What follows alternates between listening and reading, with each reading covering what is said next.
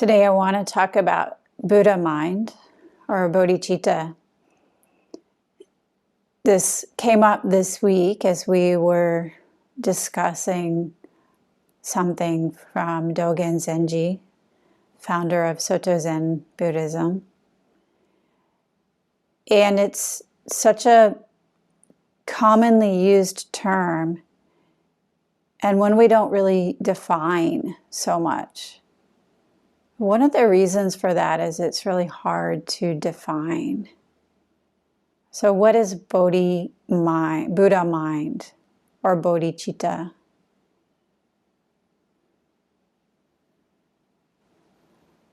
Buddha, or Bodhi, is enlightened one. And mind, or citta, is here. Mind comes from here. So I've said this many times, and sometimes we forget. In our Western way of seeing the world, we believe mind comes from here.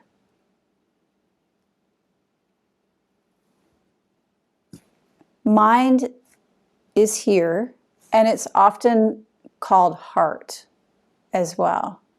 But it's not the organ that we call a heart. And I do think we get that in our Western frame of mind, that heart isn't a thing. So why do we have trouble understanding that mind isn't a thing? I don't know. What do you think? I think we get that heart isn't a thing. Heart is a way of being. So the Buddha way of being in the world. Could we say that? What more? Heart is connection. Heart is love. Heart is compassion. A kind of love, compassion, sad love, connection that stretches out. A poignancy or a tenderness. A clarity and a brightness. When we say, my heart, more than understanding what that means from what we often call mind, this, when we say, my heart, maybe it's, oh, my heart, my heart. Or maybe it's, oh, my heart. We understand what that means in our body, and we can feel it. We feel that connection that's not limited to one emotion. It could even be, oh, my heart. It could just be warmth. Sometimes we even call people we love this. Oh, my heart, my heart. My friend's daughter got married this week, and this was the sentiment she expressed about the entire ceremony, the entire experience.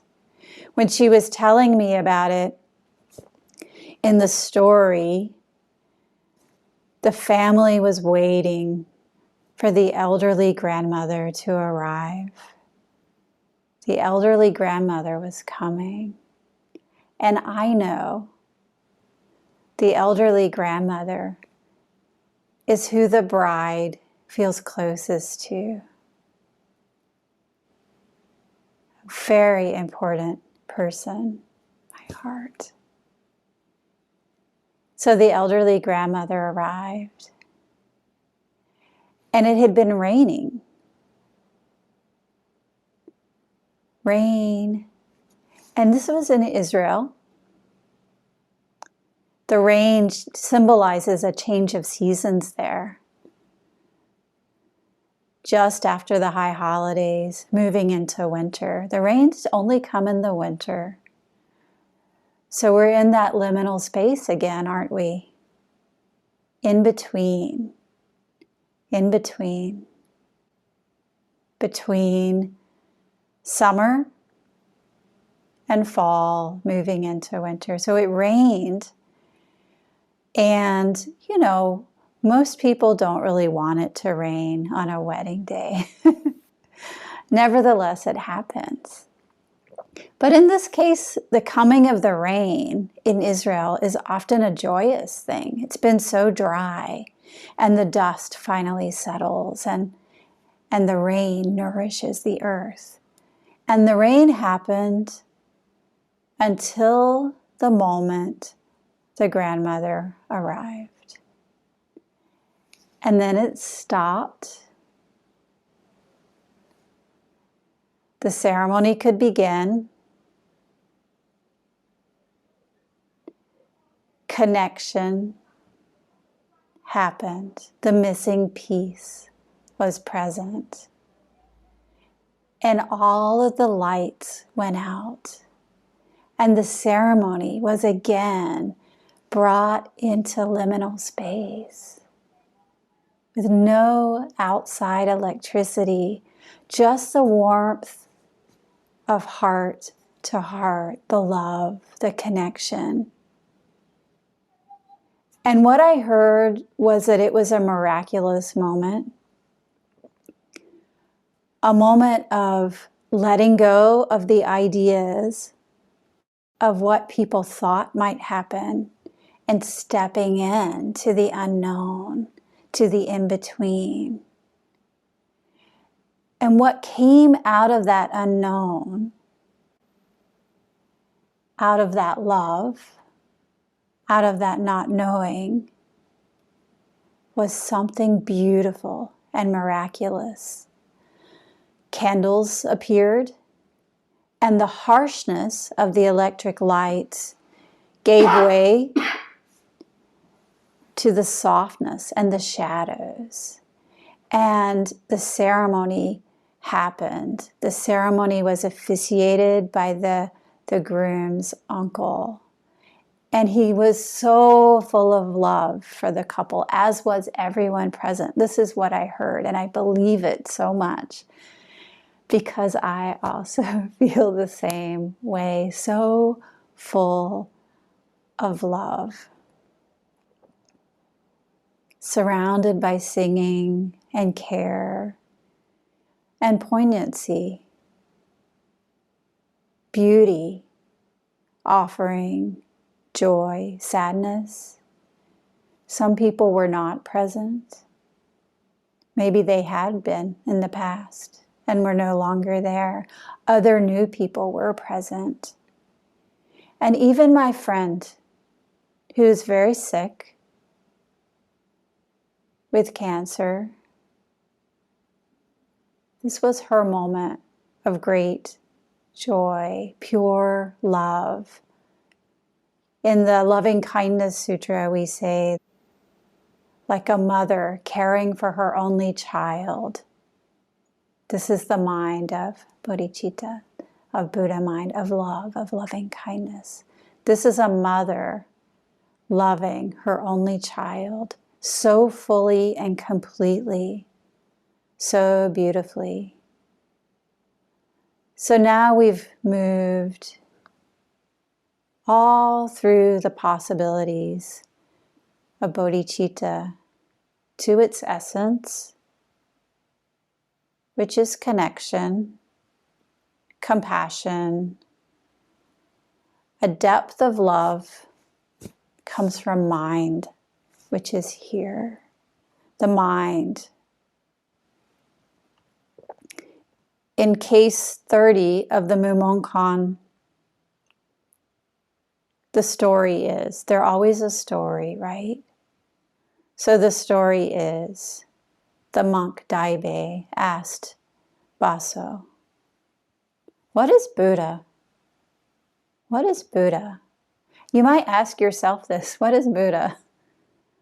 What is Buddha? And Baso answered, this very mind is Buddha.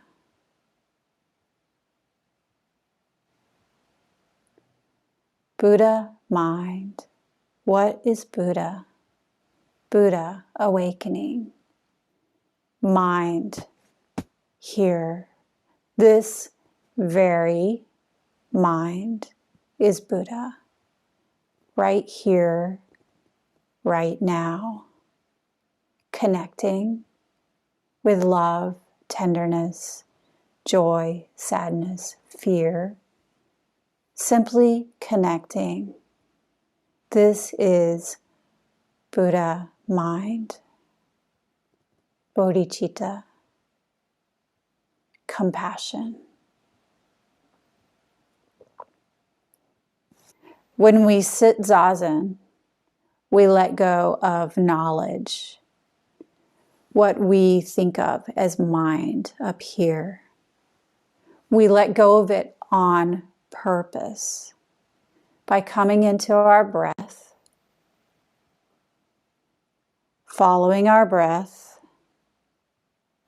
letting go of our thoughts, coming back to the breath, the core of body, just breathing and letting go, breathing and letting go. We abandon knowledge and we enter completely naked into the practice of not knowing. Open, vulnerable, holding nothing back. We've been talking about not knowing for a few weeks now in different ways. I talked about great sad love and the connection that we have through shared loss, shared tenderness, shared heart-to-heart connection.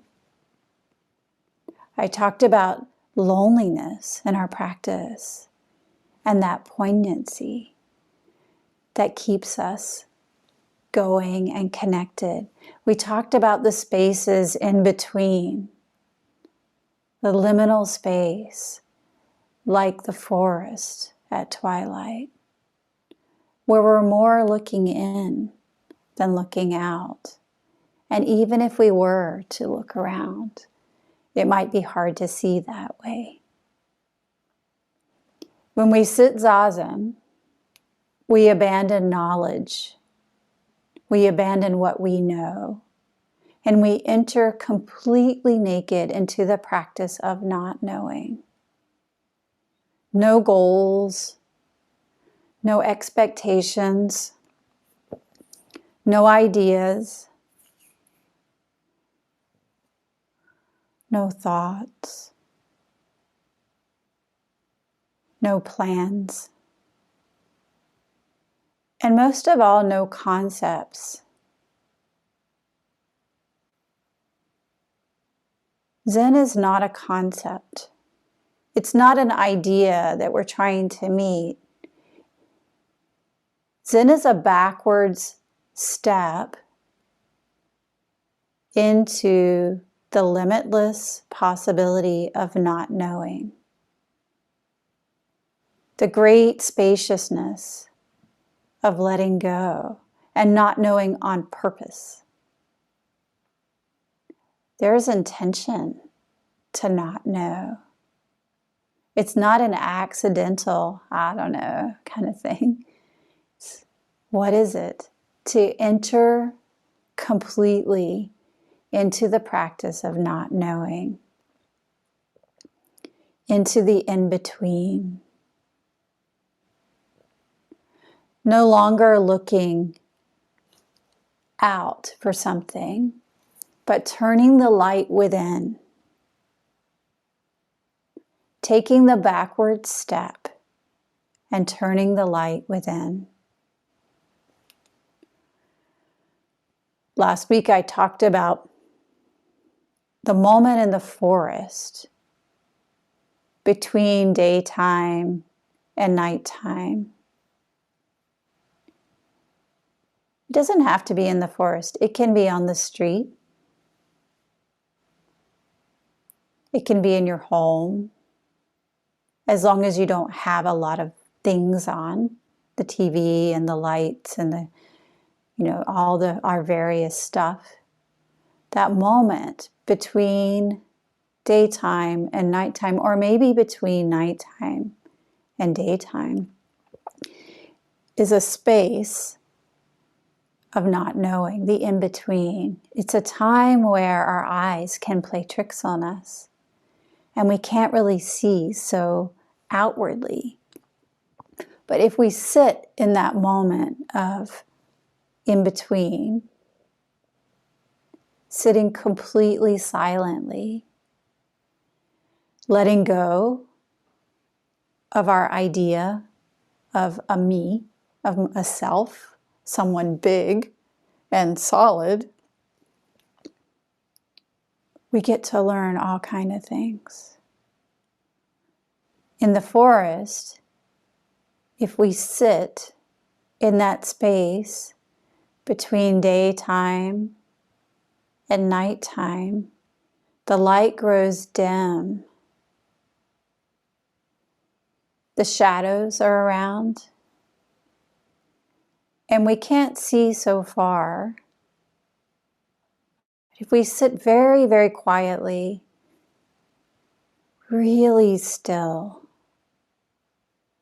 pulling our energy backwards so that we're not so staring out, breathing silently, deep from our belly, with no expectations, no plans, no goals, simply being present. This is when the animals come out. This is when the understandings spontaneously arise from our lower belly. This is when the questions that have been bothering us and burning us let go. We stop asking so overtly. And as soon as we stop asking and rest in the space of not knowing, the answers have space to emerge and can arise. Entering into this not knowing, this non-knowledge, allows us to have absolutely no separation between ourselves and others. No discord or disharmony or friction. This realm of non-knowing gives us space to hear what people have to say, even without using their mouth. How do we attune to what people are telling us? Sure, what they're saying out of their mouth, but more. What are their bodies telling us? What are their actions telling us? What are they not saying? How can we truly listen with all of our pores, with our senses wide open, without me? I keep thinking of me, this ego today, as the me that goes, that looks out. It's always pushing outwards, pushing outwards. When we can let go of that pushing and take the step backwards and rest in not knowing, we can truly see the cries of the world.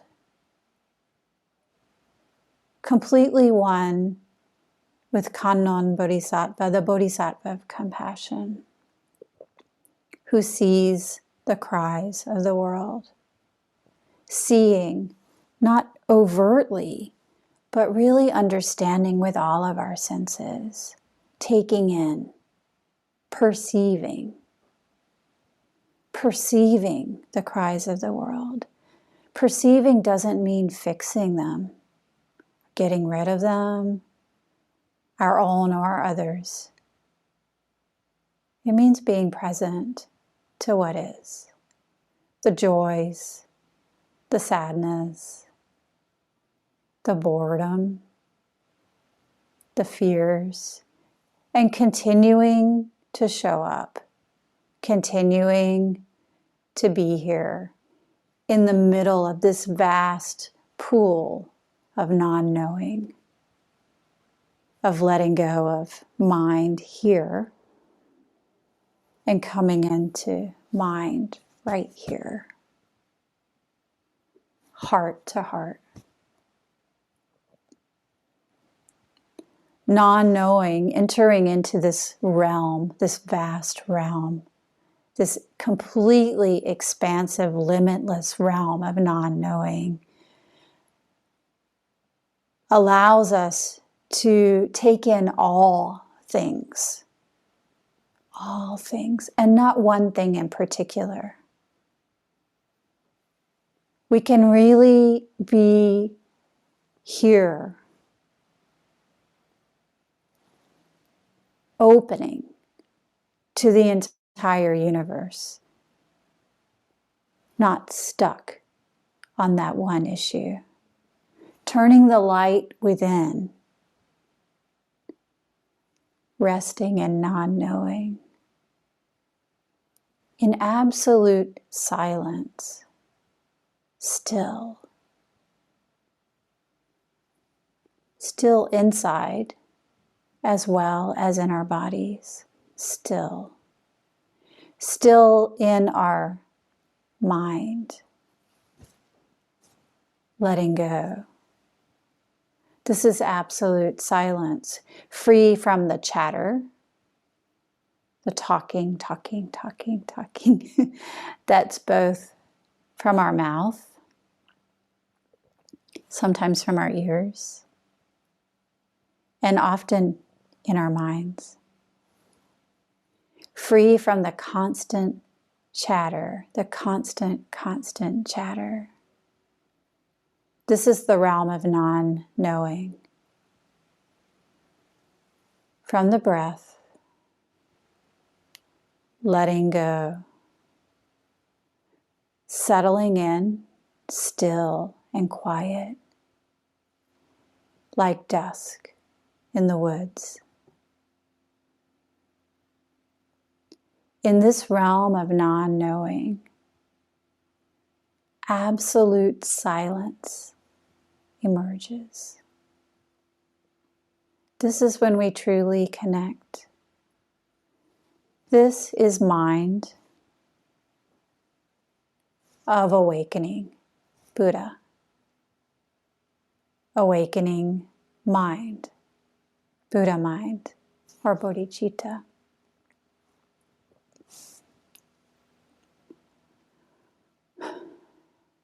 The monk Daibe asked Baso, "What is Buddha? What is Buddha?" I ask you this right now. What is Buddha? And Baso answered, "This very mind is Buddha."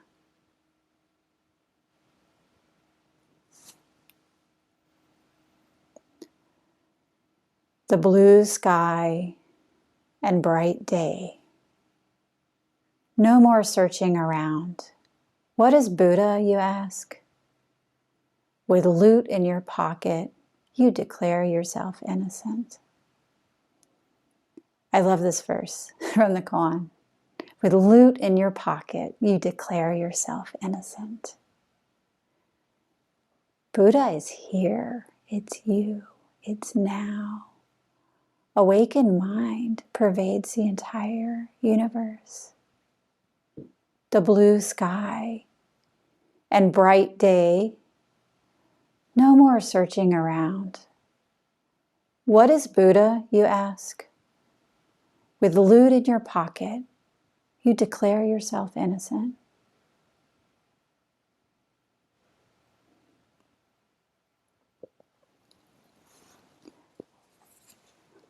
Today I wanted to close with a poem.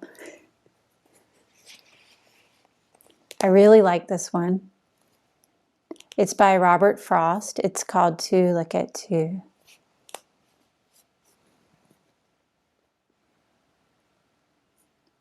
To look at two. Love and forgetting might have carried them a little further up the mountainside, with night so near, but not much further up.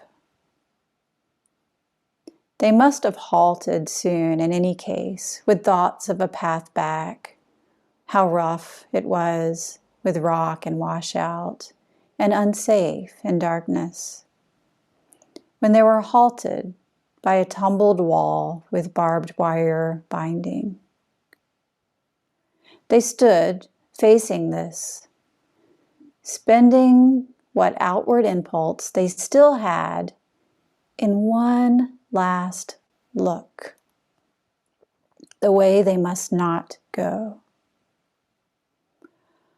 On up the failing path where, if a stone or earth slide moved at night, it moved itself.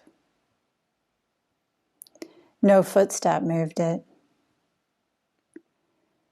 This is all, they sighed. Good night to woods. But not so.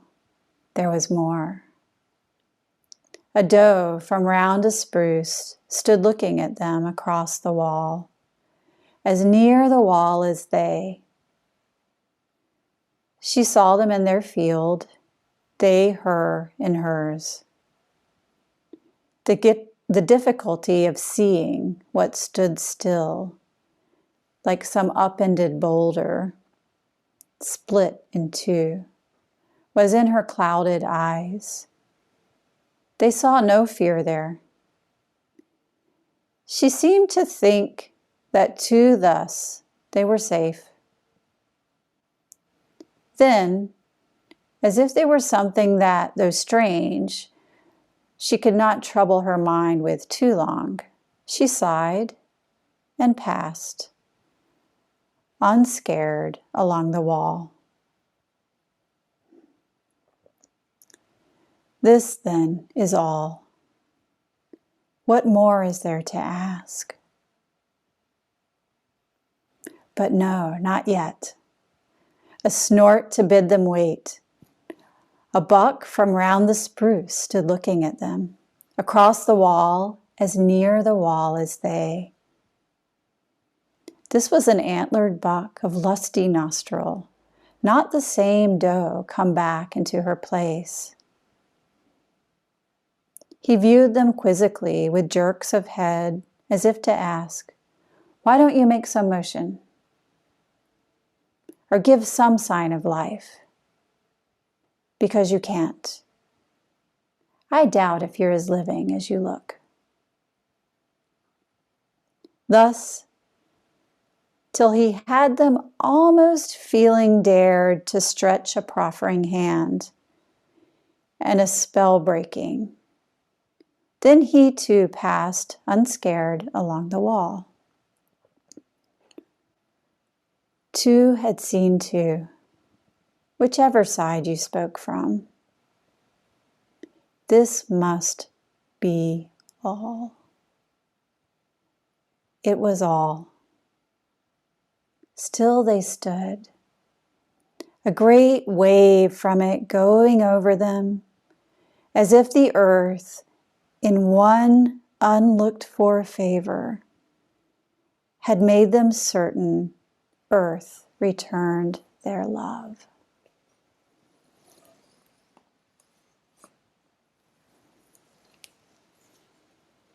Thank you.